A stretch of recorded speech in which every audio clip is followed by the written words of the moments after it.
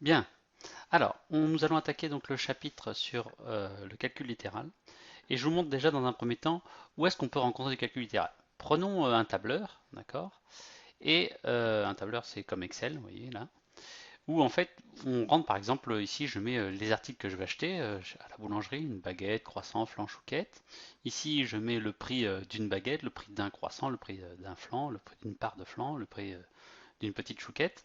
Et là, par exemple, je mets le prix, enfin le nombre d'articles que j'achète. Je sais pas, par exemple, 2 baguettes, 4 croissants, 3 flans et je sais pas moi, 5 chouquettes.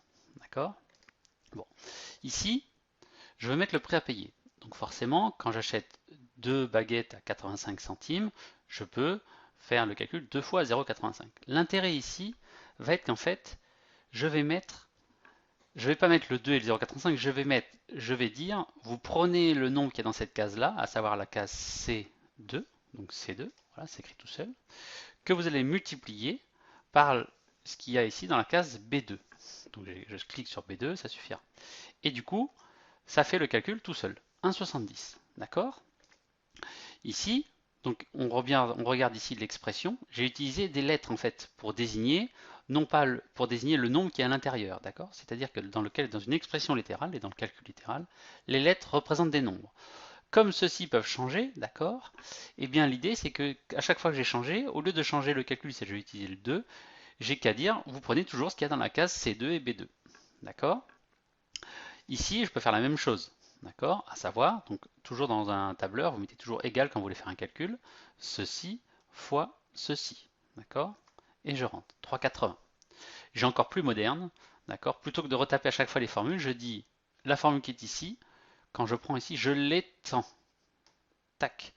L'étendre, ça veut dire que en fait, le logiciel a compris qu'en tirant vers le bas, les cases que j'utilisais ici, il faudra pour ce calcul-là que j'utilise celle-là. On peut regarder, vous voyez, il a automatiquement introduit C4 fois B4.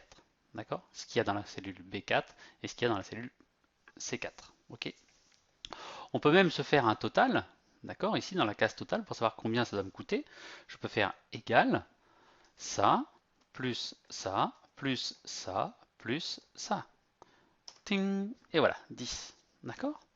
Le gros intérêt en fait d'utiliser le calcul littéral, c'est que si je change une des lettres qui est utilisée, d'accord, enfin le nombre qu'il y a dans une des cases, tout change automatiquement. Mettons ici que je mette, je sais pas moi, au lieu de 2, que je mette 4. D'accord? Eh bien, le prix s'ajuste ici automatiquement et le prix ici change. D'accord? C'est l'intérêt du calcul littéral, à savoir que si au lieu de mettre un nombre, je mets une lettre et je dis, eh bien, chaque fois que vous aurez besoin, vous irez chercher ce qu'il y a dans la valeur de la lettre, et si la valeur change, eh bien, ça sera changé automatiquement. Voilà l'intérêt des expressions littérales. Donc, on va pouvoir commencer le cours. Ici, donc je vous propose ici, donc vous prenez votre cahier de leçon et vous notez chapitre 7, calcul littéral, factorisation. Donc, une introduction, le calcul littéral consiste à partir d'expressions littérales, apparaissant par exemple dans un tableur, c'est ce qu'on vient de voir, à parvenir à réaliser des calculs bien qu'une partie du nombre soit inconnue. Vous écoutez pour l'instant, mais vous noterez après. Dans ce chapitre, nous reviendrons sur la réduction d'expressions, puis nous nous intéresserons à la forme particulière, la forme factorisée. Alors, je commence déjà par dire ce que c'est qu'une expression littérale. Alors, ce n'est pas une définition exacte, mais ça donne une idée. Une expression littérale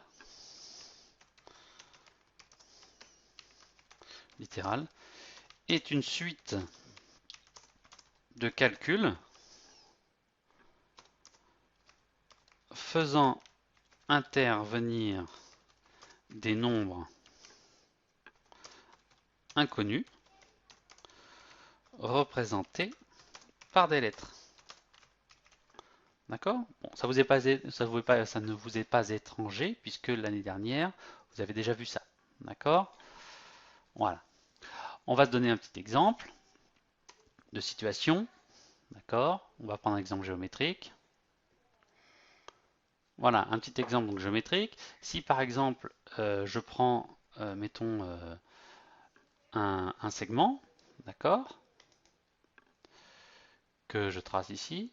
Voilà, que je trace ici. Ça ne fonctionne pas. Donc je disais donc un segment que je trace par exemple ici. Voilà, je vais dire, mettons, je dis au pif, hein. Voilà, il s'appelle AB, AB, et qui fasse, je sais pas moi, les 5 cm, d'accord, et que je mette un point C à une certaine distance. Cette distance, je la connais pas.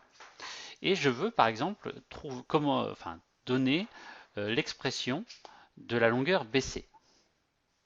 BC, vous me direz, ah bah d'accord, j'ai qu'à faire les 5 cm de AB moins la longueur ici, la longueur que je ne connais pas. Bon, dans une expression littérale, on ne met pas un point d'interrogation.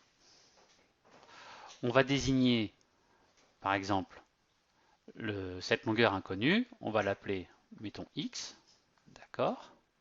Et par conséquent, on dira que BC, c'est simplement 5 moins x. D'accord? Voilà. Donc, dans l'idée, si jamais vous avez du mal, d'accord, avec cette histoire de x, ce que vous faites, c'est vous prenez un nombre pour x, par exemple 3. D'accord? Vous calculez dans votre petit coin BC pour faire mon calcul, c'est 5 moins 3. D'accord? Et ensuite, une fois que vous ne faites pas ce calcul-là, vous gardez cette expression-là, et vous arrivez ensuite, comme une fleur, d'accord? Vous dites, bon, ok, le nombre que j'ai pris à la place de x c'était 3, donc maintenant je ne vais plus mettre 3, je vais juste mettre x à la place, d'accord? Revenir. Et comme ça, vous voyez votre expression littérale, d'accord? Donc voilà le principe. On va donc donner cet exemple-là dans le cours. Donc on reprend le cahier de leçon, voilà, ici, tac, et on va positionner cet exemple-là, donc on va le tracer. Donc cet exemple-là, vous le reprenez avec des bonnes dimensions, d'accord? Et une fois que vous avez fait ça, vous pouvez attaquer les exercices.